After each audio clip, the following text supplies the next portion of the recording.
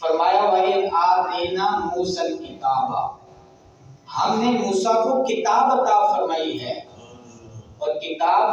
عطا فرمانے کا مقصد بھی بیان فرما دیا، فرمایا لَعَلَّكُمْ تَهْتَدُونَ، یہ تمہاری ہدایت کے لیے ہے۔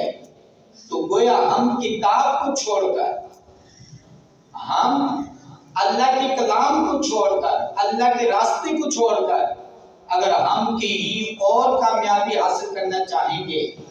کہیں اور سے ہدایت پانا چاہیں گے، تو ہم گمراہ تو ہو سکتے ہیں، ہم راہ راست سے ہٹ تو سکتے ہیں، لیکن ہدایت کبھی بھی نہیں پا سکتے، راہ راست کو کبھی نہیں پا سکتے۔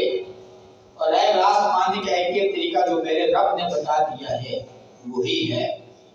تو اسے پتہ یہ چلتا ہے کہ جب ہدایت کتاب سے ملنی ہے، کتاب اللہ سے ملنی ہے، اللہ کے کلام سے ملنی ہے، قرآن مجید سے ملنی ہے، تو ہم نے دین ایسی لوگوں سے سیکھنا چاہیے جن کے پاس اس کتاب کا علم ہو، جو اس کتاب کو جانتے ہوں، اس کتاب کا علم حاصل کرنے والے ہوں، جن کے دلوں کے اندر یہ کتاب موجود ہو۔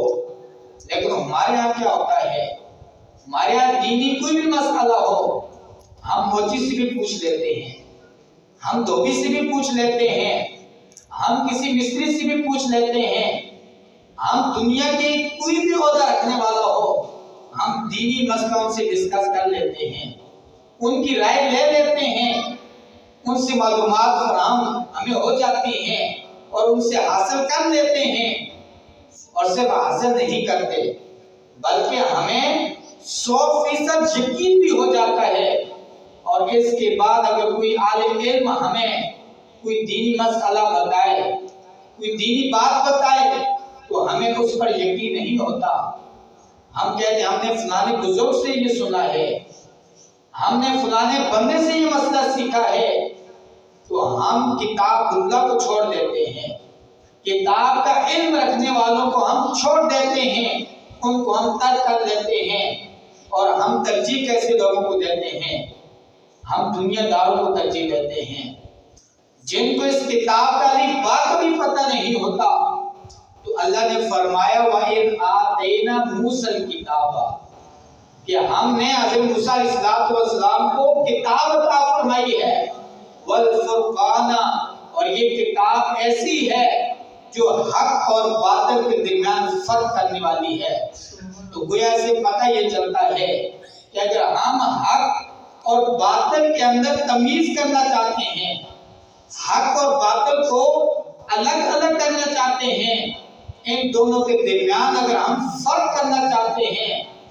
اس کا راستہ ایک ہی ہے، اور وہ کتاب اللہ ہے، وہ اللہ کا کلام ہے۔ اس کے علاوہ اگر ہم حق کو تلاش کرنا چاہیں گے، حق اور باطل کے درمیان تمیز کرنا چاہیں گے، ہم بھٹک تو سکتے ہیں، ہم گمراہ تو ہو سکتے ہیں، ہم اپنے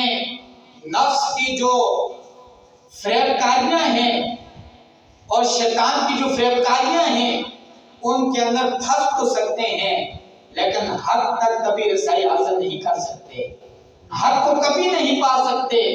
اور حق کو کبھی بھی حاصل نہیں کر سکتے۔ لہذا ان تمام باتوں کا خلاصہ یہی ہے وَإِذْ آتَيْنَا مُوسَى الْكِتَابَ وَالْفُرْقَانَ لَعَلَّكُمْ تَهْتَدُونَ۔